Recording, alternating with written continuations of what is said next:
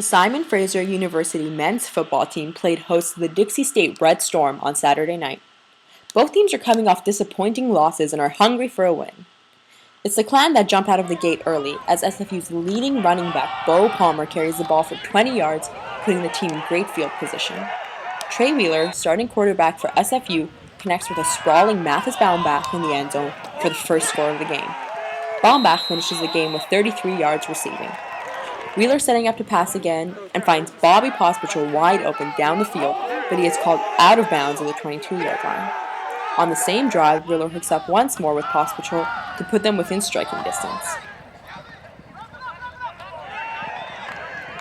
From a couple out, Palmer would find his way through the crowd and for the touchdown, putting the Clan ahead 13-0 due to a blocked extra point. This time, it's Dixie State's turn to strike, as quarterback Robles finds Johnson in the end zone, and a diving catch would put the Red Storm on the board. The Clan pressing again, and they turn to their main man Palmer, as he's able to find a hole and ease his way to a 37-yard touchdown. He would finish with 145 rushing yards in the game. Dixie State, punting from their own end zone, find themselves in trouble, as Torrey Corrado is able to give SFU great field position with a solid 17-yard return.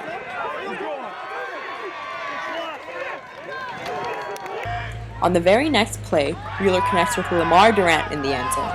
There's great vision there by the local sophomore to pull it in and hold on for the score. Durant finished the game with a touchdown and 116 yards receiving. If he wasn't already having a good game, Palmer decides to carry the ball for a total of 54 yards for his third touchdown of the game. Both teams trade off a few more touchdowns as Simon Fraser comes out with a 41-28 victory. The story of the game is Bo Palmer. After having a mediocre start to the season, he broke out with 4 touchdowns and 145 yards rushing. The Clan will be back in action next Saturday at home to take on Azusa Pacific. Jake was able to catch up with Wheeler and Palmer after the game. For SFU Clan Athletics, this is Ava Kavari. So, tell us about your connection with Lamar Durant. Yeah, Lamar, he always is out there making plays, and we know what he's capable of. And I thought tonight he came out and he had a strong game. You know, you're never perfect, and he wasn't, I wasn't. So we just got to get back to work next week and keep improving. But I thought overall we played pretty well, and we were glad to get the W. Your offense seemed to hit a groove this week. What was the game plan for this week? Yeah, we knew what Dixie wanted to do on defense, so we did our best to exploit what they were going to do. And I thought we did okay. I mean, we ended up putting up more points than they did, so we're fortunate to win, but I think we can always improve and play better. And speaking of the game plan, tell us about Jason Beck and how he's transformed this offense into a really high-powered offense.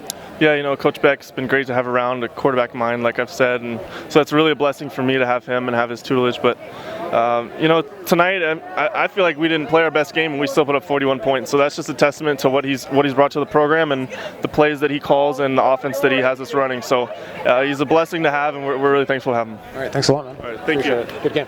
4 touchdowns on the day for you, which is obviously a great achievement. Do you feel that this was a breakout game for you this season? I think for this season, this was a breakout game for our run game in general. You know, we haven't been putting up too high of numbers throughout the first 4 games. So going into this game against Dixie, we knew we wanted to come out with a lot of intensity, and I think all week throughout practice, our offensive line meshed really well with our running backs, and same with our blocking on the perimeter, and I think that showed tonight big time. And you alluded to the offensive line. Can you tell us about how this young group, very young group obviously, has turned it up, especially in this game, and led the charge for you guys?